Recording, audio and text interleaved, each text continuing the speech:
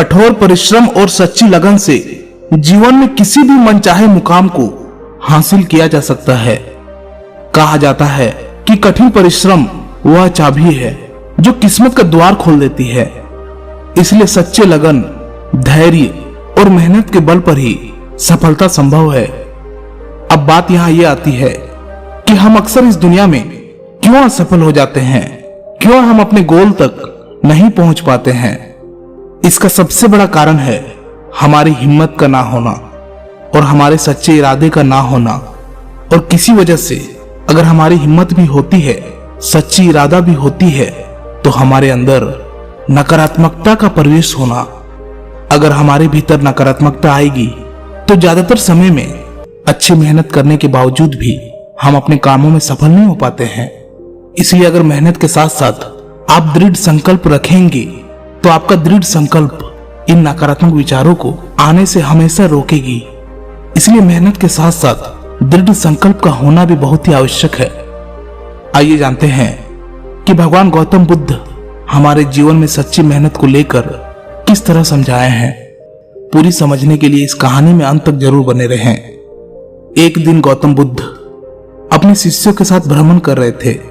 तभी एक शिष्य ने पूछा कि हे तथागत, सच्ची मेहनत की क्या परिभाषा है? मेरे मन में बहुत दिनों से सच्ची मेहनत को लेकर, सच्ची लगन को लेकर कई सारे प्रश्न उठ रहे थे। क्या आप मेरी जिज्ञासा का समाधान करेंगे? भगवान बुद्ध ने कहा, अवश्य। मैं तुम्हें एक कथा सुनाता हूं, तुम इसे ध्यान से सुनो। इससे स्वयं मेहनत की परिभाषा जान जाओगे। और यह कहते हुए बुद्ध ने एक कथा प्रारंभ की। उन्होंने कहा कि किसी गांव में एक किसान रहता था। वह गरीब घराने का था। उसकी थोड़ी सी खेती बाड़ी थी। उससे उसे जो कुछ भी मिल जाता उसी से वह अपनी गृहस्थी की गुजर बसर कर लेता था। लेकिन कभी भी किसी के आगे वो हाथ नहीं फैलाता था। वह किसान बड़ा ही मेहनती था। वह रोज सुबह अपने खेतों पर जाता, खेतों में काम करता, खेतों की जुताई बुनाई करता और फिर शाम को घर वापस लौट आता। कुछ दिनों तक ठीक इसी प्रकार चलता रहा और एक दिन संयोग से उस किसान का एक बैल मर गया। यह देखकर बेचारा बड़ी परेशानी में पड़ गया। खेत का बोना भी जरूरी था, पर बोए कैसे, क्योंकि उसके पास तो बैल एक ही रह गया था। उसने बहुत सोचने के पश्चात एक फैसला किया। फिर उसने अपने फैसले के अनुसार हल के जुए में एक और बैल जोता और दूसरी ओर अपनी स्त्री, और फिर काम करने लगा। उसी समय वहां का राजा अपनी रानी के साथ रथ पर उधर से गुजर रहा था कि रास्ते में अचानक उसकी निगाह हल पर गई, जिसके जुए में एक और बैल और दूसरी ओर स्त्री थी। यह देखकर राजा बड़ा आश्चर्य हुआ और साथ ही उन्हें दुख भी हुआ। फिर राजा ने तुरंत अपने रथ को रुकवाया और किसान के पास जाकर पूछा, यह तुम क्या कर रहे हो? किसान ने निगाह उठाकर उसकी ओर देखा और बोला, हे राजन, मेरा एक बैल मर गया है और खेत को बोना भी जरूरी है। ऐसे में मेरे पास कोई और उपाय नहीं था। इसी कारण मैंने एक और बैल को लगा दिया और एक और अपनी स्त्री को। फिर राजा ने कहा, भले मानस, कहीं स्त्री से भी बैल का काम लिया जाता है? राजा की बातों को सुनकर किसान बोला, क्या करूं महाराज, और उपाय ही क्या है? फिर राजा ने कहा, उपाय? तुम एक काम करो, जाओ तुम मेरा एक बैल ले लो। राजा की बातों को सुनकर किसान बोला, मेरे पास इतना समय नहीं है। और इतना कहकर उसने बैल को आगे बढ़ा दिया। राजा ने फिर कहा, सुनो भाई, तुम अपनी स्त्री को बैल लाने के लिए भेज दो। जब तक वह आए तब तक मैं उसके स्थान पर काम करूंगा। यह सुनकर किसान आश्चर्य हो गया कि भला राजा उसकी पत्नी की जगह पर काम करेगा। फिर किसान की स्त्री ने कहा, आप तो बैल देने के लिए तैयार हो, लेकिन आपकी पत्नी ने इनकार कर दिया तो? राजा बोला, नहीं, ऐसा नहीं होगा।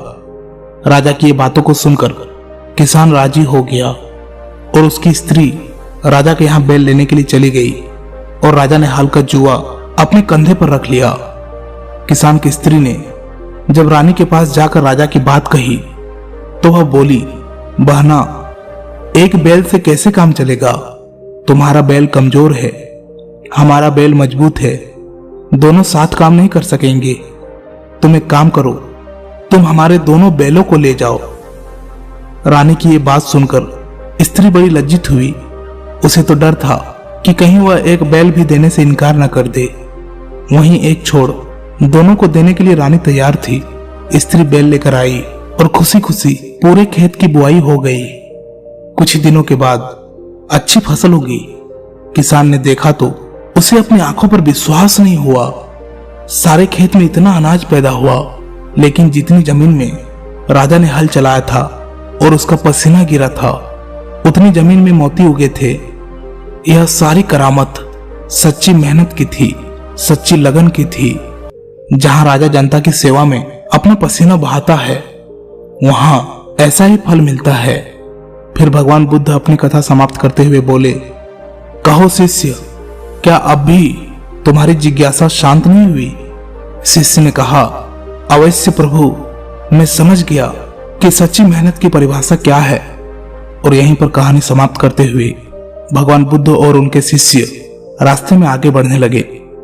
मित्रों, इस कहानी से यह सीख मिलती है कि मेहनत करना हम पर निर्भर करता है और मेहनत ना करके हमने इसे मुश्किल बना दिया है। संसार में जब भी किसी ने मेहनत की है तो सफलता उसे अवश्य मिली है। बस उस मेहनत में ईमानदारी होनी चाहिए। काम कोई मुश्किल नहीं होता, बस हम काम को किए बिना ही उसे मुश्किल समझकर मुश्किल बना देते हैं।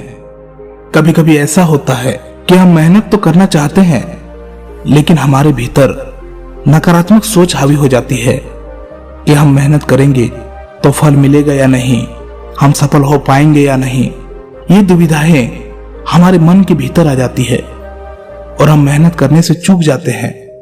लेकिन एक बात याद रखें कि आपको मेहनत के साथ साथ आपके भीतर उस काम को करने के लिए दृढ़ संकल्प होनी चाहिए, क्योंकि जब आपके भीतर दृढ़ संकल्प होगी तो आपका ये दृढ़ संकल्प आपके नकारात्मक सोच, आपके नकारात्मक विचार को आपके अंदर हावी होने से रोकेगा और आपके भीतर हमेशा एक सकारात्मक सोच भरता जाएगा।